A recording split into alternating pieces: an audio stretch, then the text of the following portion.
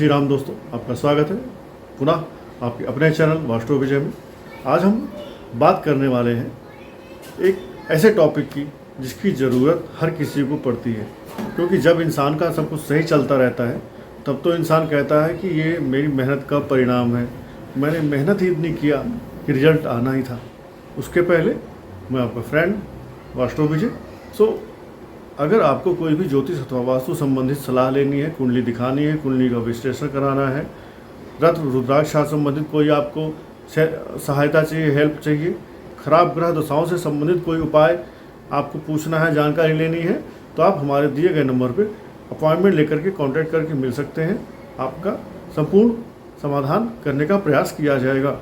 धन्यवाद। तो जैसा कि आप सब जानते हैं, 17 सितंबर 2024 से पितृपक्ष प्रारंभ हो गया है और ये 2 अक्टूबर 2024 तक चलेगा। अब तिथियों के अनुसार आपको अपने पूर्वजों की श्राद्ध तर्पण करनी है। वैसे तो आप सभी सनातनी हैं, आप सबको इसके बारे में पहले से मालूम होना चाहिए, और अगर आपको इसके बारे में पहले से मालूम नहीं है तो कहीं ना कहीं ये आपके ऊपर एक पितृ ऋण है। आप अपने पूर्वजों से, अपने पितरों से कहीं ना कहीं कष्ट पाएंगे, क्योंकि हमारे शास्त्रों में लिखा गया है, शादी केवल हम इसलिए नहीं करते हैं कि हम भोग विलास करें, सेक्स करें और संतान पैदा करें। शादी हम इसलिए भी करते हैं कि संतान इसलिए पैदा करें सो दैट हमारी वंशावली आगे बढ़े, और जो हमारे पूर्वज हैं, जो हमारे पितृ हैं, उनको हम तर्पण दें और हमारी संतान हमको तर्पण करे, हमको पिंडदान करे, हमारे लिए श्राद्ध करे।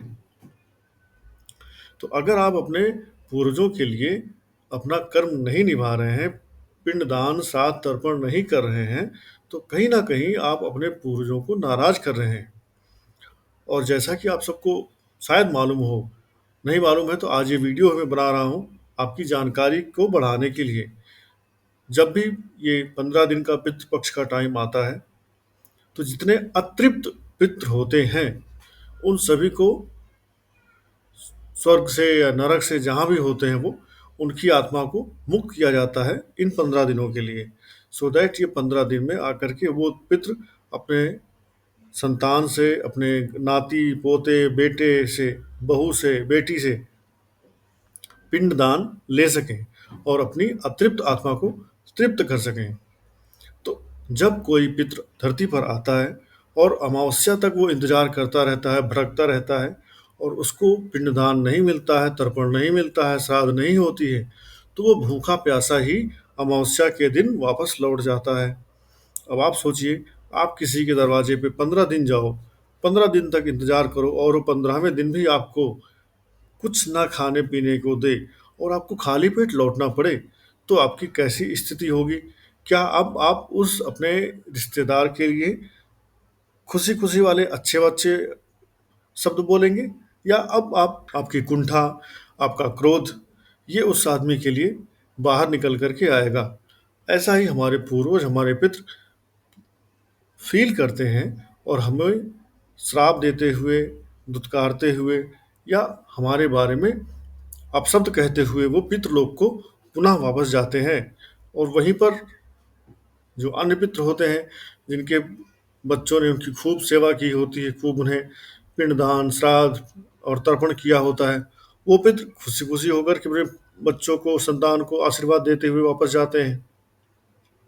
और जब वो अतृप्त जो आत्मा है, जिनके बच्चों ने उनको श्राद्ध तर्पण नहीं किया है, वो देखते हैं दूसरे पितरों को खुश होता हुआ, प्रसन्न होता हुआ देखते हैं, तो उनकी ये जो कुंठा है और बढ़ जाती है। इस कुंठा में वो अपनी संतान को श्राप भी देते हैं। ठीक है, ये सब मैं आपको क्यों बता रहा हूँ, क्योंकि आपको डरना चाहिए। ये धरती पर जो आपने मानव शरीर पाया है, हड्डी मांस चमड़े की, ये शरीर नश्वर है। ये शरीर आपकी 50 साल, 60 साल, 100 साल रहने वाली है। उसके बाद आपको भी अपने पूर्वजों की लाइन में ही लगना है, और जो आपने आज कर किया हुआ है, सेम यही चीज़ आपकी जो अगली वंशावली है वो आपके लिए करेगी, क्योंकि आपने यही उदाहरण, यही बेंचमार्क उनके लिए सेट कर रखा है। तो जो हमारे पूर्वजों की जो एनर्जी है जो हमारे पितरों की एनर्जी है, वो पॉजिटिव एनर्जी हमारे साथ रहना बहुत आवश्यक है। वो हमें एक तरह से सेफगार्ड करती है, हमारी सुरक्षा करती है। कोई भी अला-बला से हमारी सुरक्षा करने के लिए हमारे कुलदेवी, कुलदेवता और हमारे पूर्वज पूरी तरह से पर्याप्त होते हैं। उन्हें फिर आपको किसी दूसरे की सहायता की ज़रूरत नहीं है। पीछे मैंने कई बार आप सबसे कहा है कि अगर आपके पितृ और आपके कुल देवी कुल देवता आपसे प्रसन्न हैं, तो ब्रह्मा विष्णु महेश आपसे भले ही ना प्रसन्न हो, आपका कोई बाल बांका नहीं हो सकता।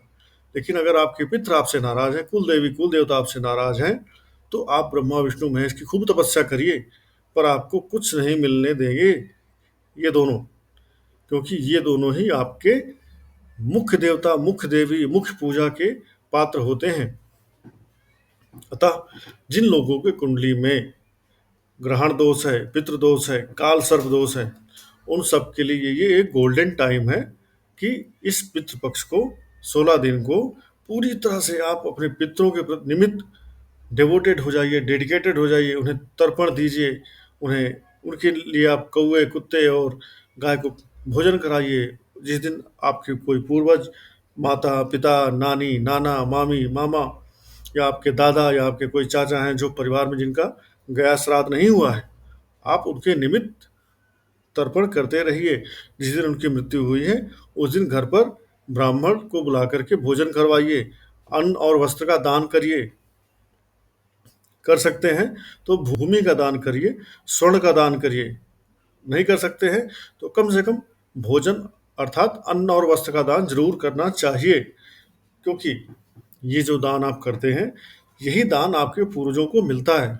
अब कुछ लोग ज़्यादा पढ़ लिख लेते हैं। ज़्यादा पढ़े लिखे लोगों ने क्या सवाल पूछा कि हम कैसे जाने कि हम यहाँ पर जो श्राद्ध कर रहे हैं, तर्पण दे रहे हैं, ये हमारे पूर्वजों को मिल रहा है।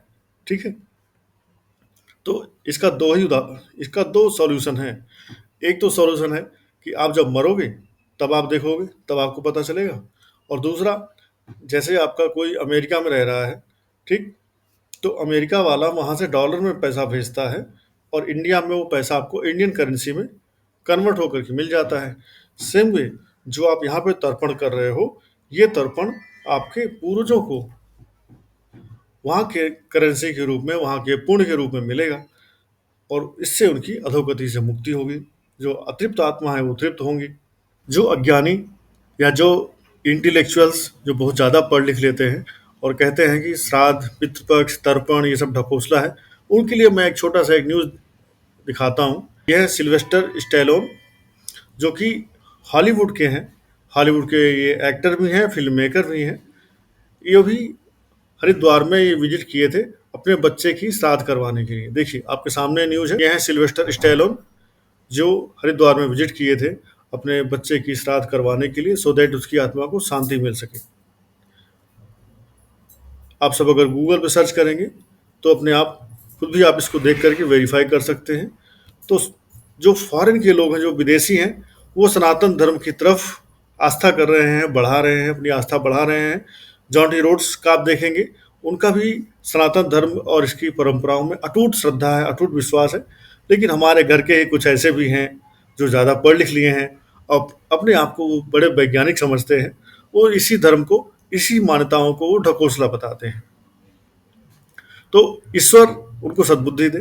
तो जैसा आप समझते हैं श्राद्ध करने की क्या आवश्यकता है, तो जब आपके किसी के भी पितरों का श्राद्ध नहीं करता जो आदमी ना, वो आदमी नरक में पड़ता है, भले ही वो कितने भी सत्कर्म कर ले।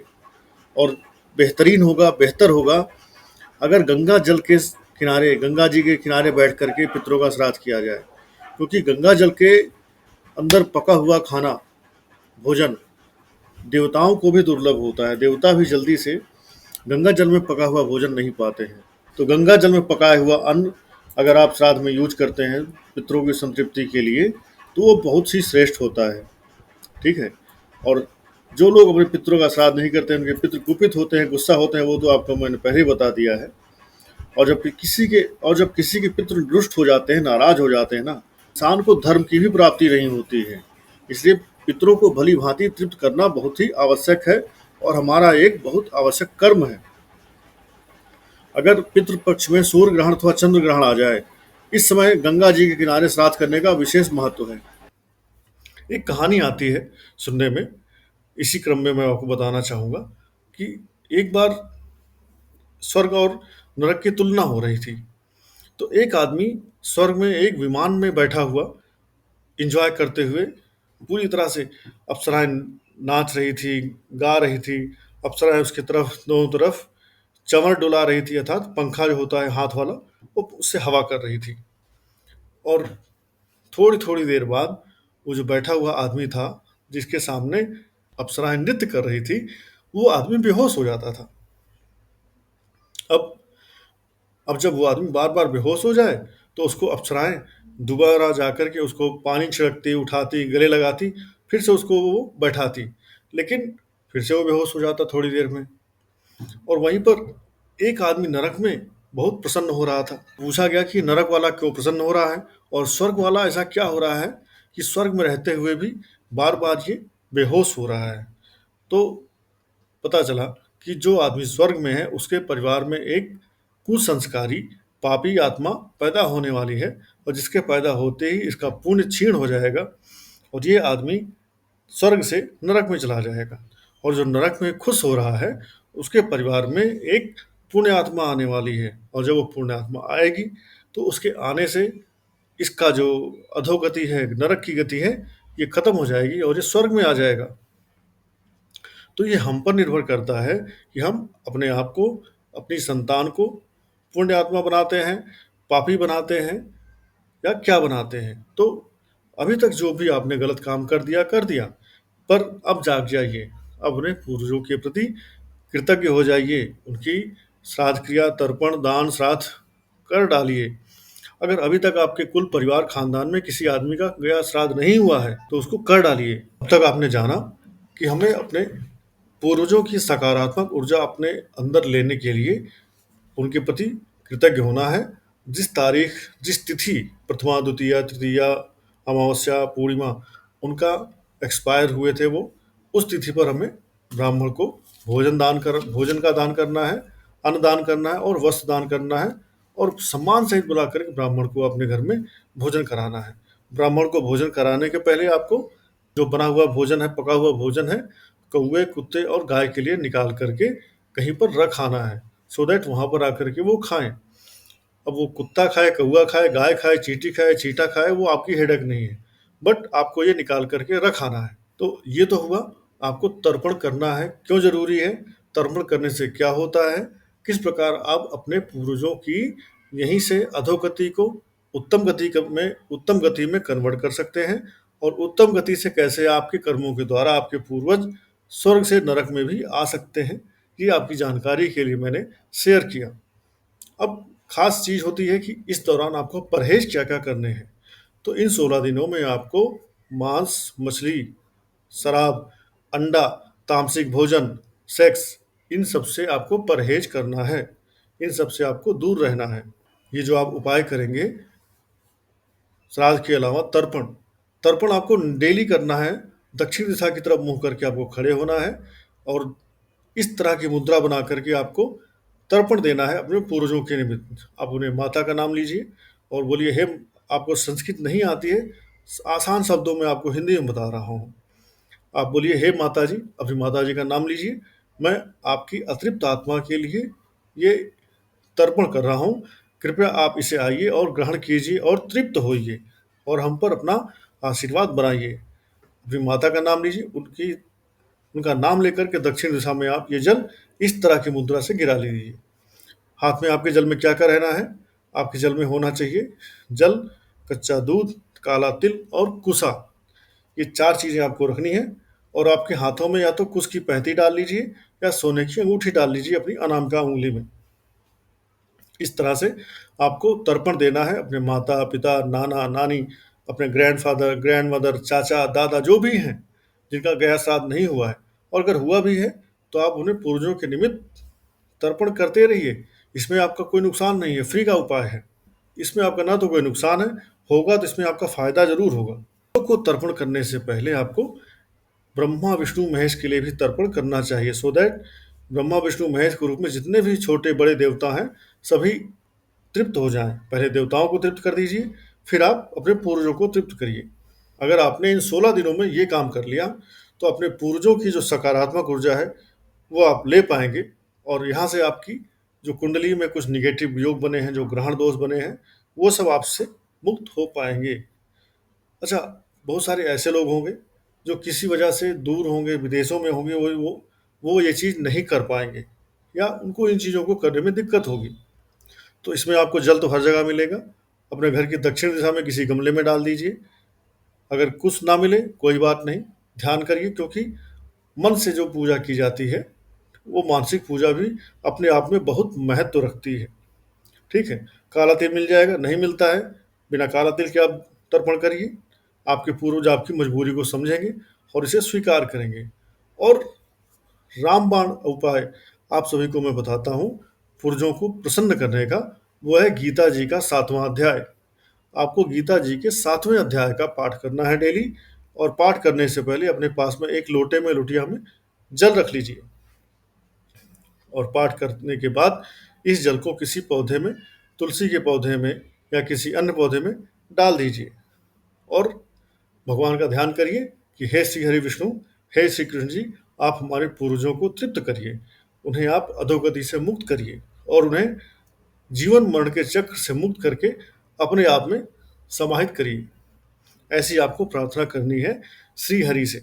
अब कुत्ता, कौआ और गाय, इनकी सेवा क्यों जरूरी है?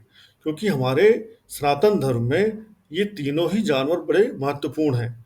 ये तीनों जानवर राहु, केतु, शनि और शुक्र, इनका प्रतिनिधित्व करते हैं। ठीक है? तो कुंडली के जितने नकारात्मक दोष बनते हैं, राहु, केतु और शनि से बनते हैं, और जितने सकारात्मक भोग, सुख सुविधाएं, अच्छा खाना, अच्छा पहनना, गहने, ये सारे शुक्र से देखे जाते हैं। तो जब आप इन पंक्षियों की, इन जानवरों की सेवा करेंगे, तो आपके नेगेटिव दोष कटेंगे और शुक्र के रूप में पॉजिटिव चीज़ें आपकी बढ़ेंगी। तो इस तरह से आपको इस पितृपक्ष को ऐसा बनाना है कि आपके जीवन के अभाव, कष्ट दूर हो जाएं।